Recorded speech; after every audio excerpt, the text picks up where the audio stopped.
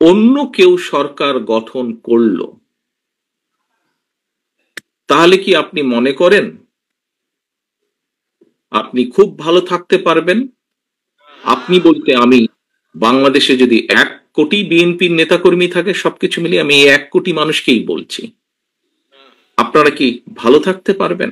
Major হাফিজ সাহেব ওনার বক্তব্যে একটি কথা বলেছেন। উনি দুদিন আগে যখন এলাকায় গিয়েছেন, উনি কিছু মানুষকে দেখেছে ওনার সামনে, উনি খুব অবাক হয়েছেন। প্রিয় সহকর্মীবৃন্দ, এইরকম মানুষগুলো 5 তারিখের পর থেকে আস্তে আস্তে ভিড় করা শুরু করেছে। এরকম এখানে আরেকজন বক্তা বলেছেন যে এই ঘরে যারা উপস্থিত আছেন, খুব সম্ভব মঈন খান সাহেব বলেছেন ওনার বক্তব্যে, যে এই ঘরে যারা আপনারা উপস্থিত আছেন, আমাদের দেশনেত্রী থেকে শুরু করে আমাদের গ্রামের প্রতি শেষ কর্মীটি পর্যন্ত, প্রত্যেকটি মানুষ বিগত 15 বছরে, 16 বছরে, আমরা 111 থেকে ধরলে আরো লম্বা সময়, আরো 2 বছর সময়, কিভাবে আপনারা অত্যাচারিত হয়েছেন, নির্যাতিত হয়েছেন।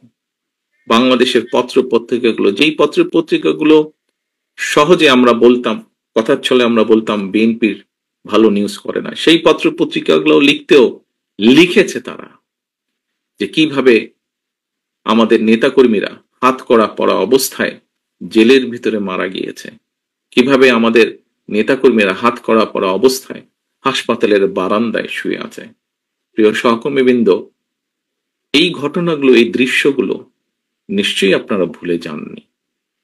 আপনারা যদি ভুলে না গিয়ে থাকেন প্রিয় সহকর্মীবৃন্দ, তাহলে আপনাদের প্রত্যেকের মনে আজকে একটি প্রশ্ন বা জিজ্ঞাসা আসা উচিত যে কেন আমরা ওই যে হাফিজ সাহেবের যাদেরকে দেখেছেন, কেন এই মানুষগুলোকে আমরা আমাদের আশেপাশে ভিড় করতে দেব?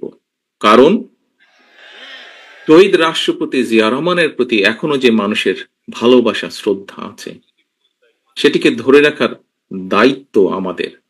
ওনার যেই পরিকল্পনা, যেই আশা, যেই আকাঙ্ক্ষা নিয়ে আমরা আলোচনা করেছি, ওনার যেই সফলতাগুলো নিয়ে আমরা আলোচনা করেছি, যা দেশ এবং দেশের মানুষকে উপকৃত করেছে, সেগুলোকে যদি আমাদের কন্টিনিউ করতে হয়, তাহলে অবশ্যই আমাদেরকে যেমন সতর্ক হতে হবে, আমাদের প্রত্যেকটি নেতাকর্মীদেরকে যেরকম সতর্ক হতে হবে, সচেতন হতে হবে, একসাথে একইভাবে যেটি মহাসচিব সাহেব ওনার বক্তব্যে বলেছেন যে মানুষের পাশে গিয়ে দাঁড়াতে হবে। বাংলাদেশ জাতীয়তাবাদী দলের নেতাকর্মীরা যারা অত্যাচার, নির্যাতন সহ্য করেছে, এই যে 60 লক্ষ মানুষ বা তারও বেশি সংখ্যক মানুষ, আমরা কি ওই মোটরসাইকেল বহরের যারা, তাদেরকে সুবিধা দেওয়ার জন্য এই অত্যাচার, নির্যাতন সহ্য করেছি?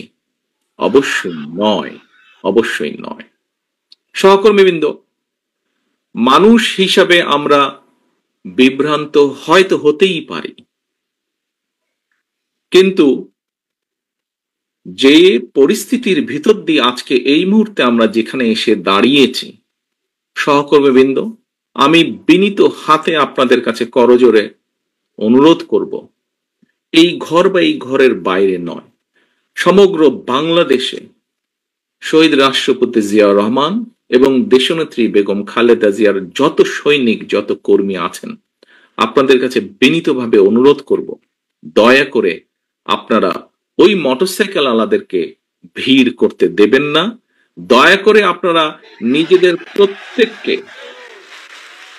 দয়া করে আপনারা শহীদ রাষ্ট্রপতি জিয়া রহমানের জানাজার চিত্রটা মনে করবেন এবং দয়া করে আপনারা বিভ্রান্ত হয়ে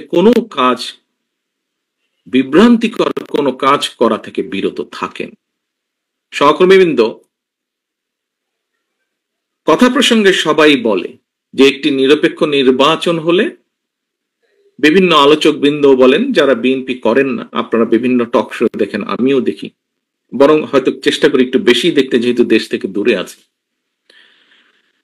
অনেকেই বলেন যে একটি দেশে স্বাভাবিক, সুষ্ঠু, নিরপেক্ষ নির্বাচন হলে বাংলাদেশ জাতীয়তাবাদী দলের সর্বোচ্চ সম্ভাবনা আছে সরকার গঠন করার।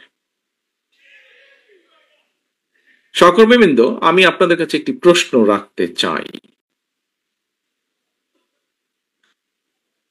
সেই মোটরসাইকেল আলাদের তাদের নিজ স্বার্থ উদ্ধারের জন্য, বা আমাদের কিছু নেতাকর্মী বিভ্রান্ত হয়ে যদি এমন পরিস্থিতির উদ্ভব হয় যেখানে অন্য কেউ সরকার গঠন করলো,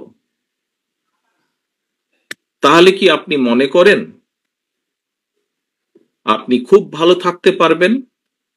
আপনি বলতে আমি, বাংলাদেশে যদি 1 কোটি বিএনপির নেতাকর্মী থাকে, সবকিছু মিলিয়ে আমি এই 1 কোটি মানুষকেই বলছি, আপনারা কি ভালো থাকতে পারবেন? কারা চলে আসবে, কি চলে আসবে আমরা জানি না, তবে আর যাই হোক সেটা আপনাদের কারো জন্য ভালো হবে না, আমাদের কারো জন্য ভালো হবে না। প্রিয় সহকর্মীবৃন্দ, কোনো কারণে যদি অন্য কেউ সরকার গঠন করে, একজন রাজনৈতিক কর্মী হিসেবে আপনার এতটুকু চিন্তা, এতটুকু সেন্স থাকতে হবে, অন্য কেউ যদি সরকার গঠন করে, বাংলাদেশের রাজনৈতিক প্রেক্ষাপটেই হোক, আন্তর্জাতিক রাজনৈতিক প্রেক্ষাপটের ক্ষেত্রেই হোক, সেটা কি দেশ এবং জাতির জন্য খুব ভালো হবে? আমি দৃঢ়ভাবে বিশ্বাস করতে চাই যে আপনারা পরবর্তী যে সেকেন্ড নাটা বললেন, আপনারা বুঝে শুনেই নাটা বলেছেন। প্রিয় সহকর্মীবৃন্দ, আপনারা যদি বুঝে শুনে নাটা বলে থাকেন তাহলে আপনারা সঠিক বলেছেন, এবং তাই যদি হয়ে থাকে, দুটো প্রশ্ন করেছি আপনাদের, দুটোতেই আপনারা না বলেছেন। প্রিয় সহকর্মীবৃন্দ, এই নাটি যদি আপনারা বুঝে শুনে এবং সত্যিকার ভাবে না বলে থাকেন, এখনো আমাদের হাতে সময় আছে মানুষের পাশে গিয়ে দাঁড়ানো, এখনো আমাদের সময় আছে, এখনো আমাদের কাছে সময় আছে মানুষ যেভাবে চায় সেভাবে চলার জন্য। দিন শেষে কিন্তু রাজনৈতিক দল হিসাবে, রাজনৈতিক কর্মী হিসাবে যাই হোক, দিন শেষে কিন্তু আপনাকে ওই লোকটার কাছে, ওই মানুষটার কাছে, ওই ভোটারটার কাছে আপনাকে যেতে হবে।